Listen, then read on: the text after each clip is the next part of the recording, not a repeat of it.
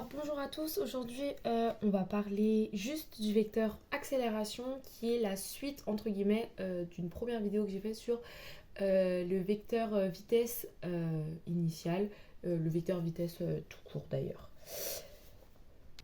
Alors voici l'exercice, donc comme je l'ai dit tout à l'heure c'était vraiment une petite vidéo vecteur accélération pour que vous compreniez. Donc là j'ai tracé le vecteur V2 et le vecteur V3. Donc qui sont les vitesses au moment V2 et les vitesses au moment V3. Pour les calculer, je vous ramène à l'ancienne vidéo que j'ai faite sur les vecteurs, le vecteur vitesse. Donc ici, nous avons déjà les deux vecteurs qui ont été tracés. Nous avons plusieurs informations ici aussi que j'ai oublié de vous préciser. Donc nous avons l'échelle des distances. Donc l'échelle des distances ont servi pour moi pour tracer, pour mesurer la distance entre V2, V3, V3, V4 pour tracer. Là pareil, je vous ramène à l'autre vidéo. Le delta T qui m'a servi également, donc là qui est de 0,1 seconde, qui m'a servi pour diviser donc par delta T. Et nous avons donc le vecteur vitesse échelle qui m'a servi à les tracer. Donc par exemple ici pour V2 j'ai trouvé 8 mètres par seconde. Donc j'ai tracé un trait de 8 cm. Ici pour V3 j'avais trouvé 9 mètres par seconde. J'ai tracé un trait de 9 cm. Alors je ne sais pas si ça rend très proportionnel à la caméra, mais je vous le dis là c'est 8 cm, 9 cm pardon. Alors, nous allons donc tracer le vecteur vitesse. Pour tracer le vecteur vitesse, ça sera la dernière échelle qui va être importante et la deuxième. Les deux échelles vont être importantes. Donc, ce que nous allons faire, c'est que nous allons déjà donner comment on calcule le vecteur vitesse au V2. Je vous l'ai mis juste là. Accélération au point 2, c'est V3 moins V2. Alors, excusez-moi, j'ai oublié ça. Sinon, c'est faux. Excusez-moi. Donc, c'est le vecteur V3 moins le vecteur V2. Comment on fait une soustraction de vecteurs? Eh bien, on les trace. Donc ici, nous avons le vecteur V3 qui est ici. Et nous allons devoir faire moins V2. Ce que nous allons faire, c'est que nous allons reporter V2 ici. Donc, comme je l'ai dit, j'ai reporté le vecteur V2 ici. Je rappelle que donc ces deux vecteurs doivent être parallèles.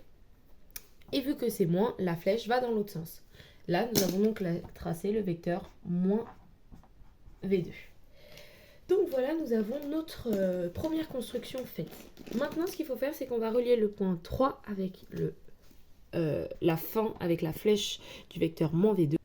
Donc nous avons ici trouvé 4 cm. Alors, je vais vous le dire tout de suite, là mes constructions ne sont pas très justes parce que dans ce genre de choses, on devrait plus avoir quelque chose parallèle, mais bon, perpendiculaire. Mais bon, c'est pas grave, on va dire qu'on va garder ça. Pareil, le 4 cm, ça m'a l'air pas très juste, surtout avec les échelles qu'on a, mais bon, c'est pas grave, on va faire ça comme ça quand même. Vous allez retenir surtout le 4 cm qui est important avec les échelles et je vais effacer tout ça, ce sera plus facile pour comprendre avec les tableaux de proportionnalité. Alors, j'ai pas effacé parce qu'en fait on en aura besoin après. Alors, nous allons faire un tableau de proportionnalité avec ce 4 cm que nous allons faire avec la première échelle. Donc, si 1 cm ça représente 1 mètre par seconde, 4 cm ça représente combien en gros?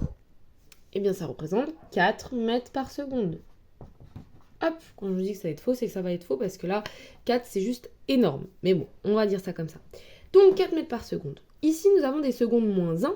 Ici nous allons avoir des secondes moins 2. Pardon. Donc ce que nous allons faire, c'est que nous allons devoir rediviser encore par un delta T. Qui se trouve tout là-bas, que je vous rappelle, qui est de 0,1 seconde. Donc nous allons prendre le 4 mètres par seconde moins 1, qu'on va diviser encore par 0,1, et donc il va nous donner 40. 40 du coup, mètres par seconde moins 2. C'est ultra important. Ok, nous avons le début du calcul. Donc, le mètre par seconde moins 1, on va prendre maintenant cette échelle-là. Donc, ici on devrait trouver 10 normalement. Donc, juste 4 fois moins. Mais bon, après, pas grave. Donc, nous avons 1 cm est égal à 4 mètres par seconde. Cette information, j'y sors de ici. Combien, donc 40 mètres par seconde. Combien est-ce qu'il faut que je trace la ligne? Donc là, ici, c'est 10 cm. Je vous dis que c'est impossible parce que là, on devrait trouver 10. Mais bon, passons sur ce petit léger détail. Parce qu'en fait, c'est le poids de la pesante. C'est petit G qu'on devrait trouver, donc exactement 9,8. Mais bon, ici, vu que ça, je l'ai fait sur le tableau, c'est pas très juste. Et voici, je suis revenue sur le schéma et j'ai tracé donc, que j'ai un peu loupé, l'accélération en A2. Donc le A2 qui se trouve ici, comment je l'ai tracé? J'ai tracé 10 cm, comme vous pouvez le voir, 10 cm, parallèle à celui-ci, celui qu'on avait fait en vert. Alors en vert, si vous voulez le nommer, c'est delta V. Hop.